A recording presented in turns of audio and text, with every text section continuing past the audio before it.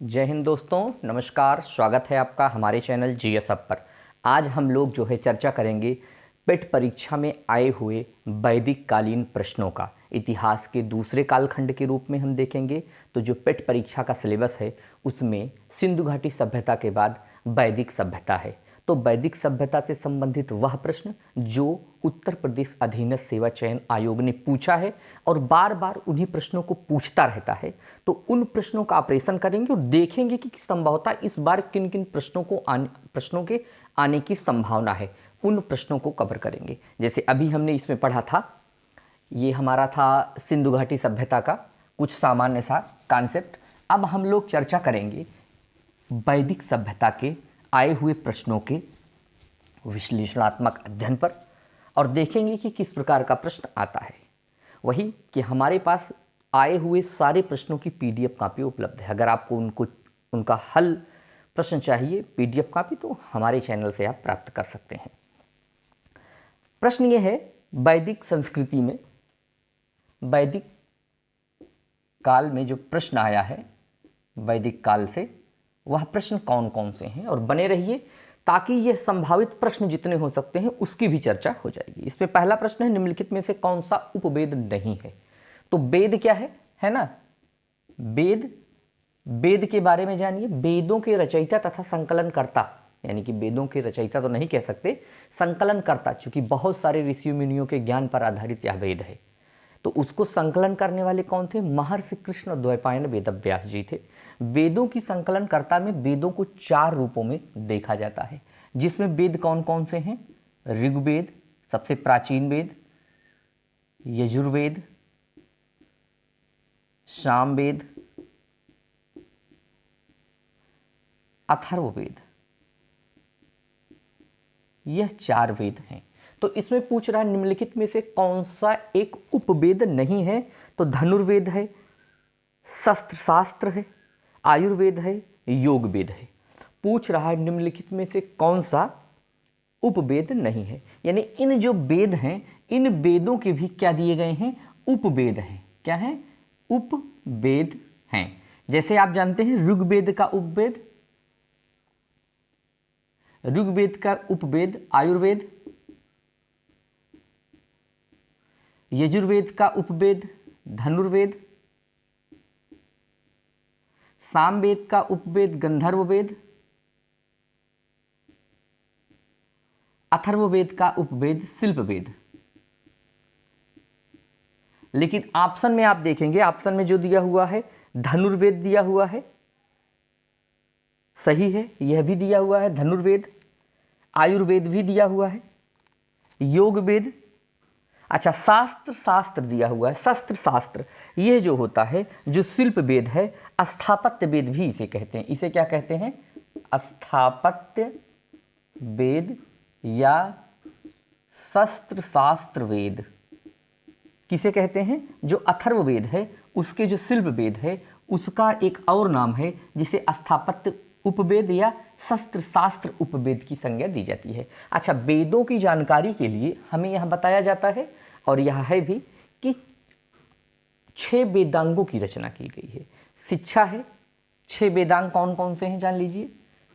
शिक्षा है, कल्प है, व्याकरण है, निरुक्त है, छंद है, ज्योतिष है।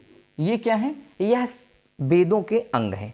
अगला प्रश्न है, अच्छा अब अगर प्रश्न आता है सबसे प्राचीन वेद यजुर्वेद, सामवेद, गंधर्ववेद, संगीत का जनक इसे माना जाता है। इसे क्या माना जाता है? मोटा मोटा जो प्रश्न आपके परीक्षा में आएगा वो देख लीजिए। संगीत का जनक है अथर्ववेद, जादू टोना वशीकरण भूत प्रेत मंत्र। ऋग्वेद का क्या है? यज्ञ संबंधी विधान है। जो यजुर्वेद है गद्य एवं पद दोनों में लिखा गया है, गद्य एवं पद दोनों में लिखा गया है। यह एक सामान्य सा परिचय था जो वेदों से संबंधित है, वेदों के फंडामेंटल कॉन्सेप्ट से संबंधित है। और इन वेदों के जो संकलन करता है वह कौन है? महर्षि कृष्ण द्वैपायन वेद व्यास जी हैं। क्लियर। आगे, वैदिक देवता इंद्र, इंद्र भगवान किससे संबंधित है? वर्षा एवं तूफान के देवता हैं। सामान्य सा प्रश्न था, बच्चों वाला प्रश्न। पंचगव्य में क्या शामिल नहीं होता है? गाय का दूध, गाय का घी, गाय का गोबर, तुलसी। तो गाय से संबंधित पंचगव्य, 5 गौ के तत्व वह कौन कौन से हैं? गाय का दूध है, दही है, घी है, मूत्र है और गोबर है। ये तो आप सबको पता है। अगला प्रश्न है, महाजनी प्रथा की शुरुआत कब होती है? तो इस प्रथा की शुरुआत जो होती है सूदखोर यानी महाजनी प्रथा होती है और यह शतपथ ब्राह्मण से शुरू होती है। शतपथ ब्राह्मण एवं तैत्तिरीय ब्राह्मण के प्रमुख ब्राह्मण मूल पाठ कौन से हैं? तो यह किसके हैं? जो शतपथ ब्राह्मण हैं और तैत्तिरीय ब्राह्मण हैं। आप जानिए कि जैसे ये एक वेद है, वो इसका उपवेद है। उपवेद के बाद जो होता है, प्रत्येक वेद का अपना एक ब्राह्मण ग्रंथ है। क्या है? ब्राह्मण ग्रंथ है। तो यही प्रश्न पूछा है कि कौन सा किसका। जैसे ऋग्वेद का आप देखेंगे तो ऐत्रेय ब्राह्मण होगा। इसी में दिया हुआ है कि तैत्तिरीय ब्राह्मण तथा शतपथ ब्राह्मण। तो तैत्तिरीय ब्राह्मण और शतपथ ब्राह्मण जो है वह किसका है? यजुर्वेद का है। किसका है? तैत्तिरीय प्लस शतपथ ब्राह्मण किसका है? यजुर्वेद का है। यही ऑप्शन सही भी है। वेदों के गद्य प्रकरण क्या कहलाते हैं? जो वेद हैं, वेदों में गद्य एवं पद्य दोनों चीज़ों में वह लिखा है। तो जो हिस्सा गद्य का है वह क्या कहलाता है? तो वेदों का गद्य प्रकरण जो कहलाता है वही क्या कहलाता है? यही ब्राह्मण कहलाता है। यह ब्राह्मण क्या है? गद्य प्रकरण है। गद्य प्रकरण है, यही ब्राह्मण ग्रंथ। आगे है, प्राचीनतम वेद कौन सा है? ऋग्वेद बच्चों को पता है। अगला प्रश्न है, इसमें प्रश्न संख्या 8, गायत्री मंत्र किस देवता को समर्पित किया गया है? तो गायत्री मंत्र सविता देवता को समर्पित किया गया है। गायत्री मंत्र किसे है? सविता देवता को समर्पित किया गया है। किसी को आर्य से अनार्य बनाने के लिए इस गायत्री मंत्र का ओम भूर्भुवः स्वः तस्य वितुर्वरेण्यं भर्गो देवस्य धीमहि धियो यो न प्रचोदयात् का जो है जिक्र आया है कि यह जो है, जो लोग आर्य थे उनको अनार्य बनाने के लिए ये मंत्रोच्चारण जो है कराया जाता था। अगला प्रश्न है, ऋग्वेद में गायत्री मंत्र किस देवता को समर्पित है? यह क्लियर हो गया। इसमें लिखा हुआ है कि ऋग्वेद में निहित गायत्री मंत्र सावित्री देवता या सूर्य देवता को समर्पित है। ध्यातव्य है कि सावित्री देवता की रश्मि की सावित्री की उपमा दी जाती है। ऋग्वेद के 3 मंडल में गायत्री मंत्र का वर्णन है जिसे विश्वामित्र द्वारा रचित किया गया था। तो गायत्री मंत्र किसके द्वारा रचित है? विश्वामित्र द्वारा। विश्वामित्र द्वारा यह रचित है। और गायत्री मंत्र का उल्लेख ऋग्वेद के किस मंडल में आता है?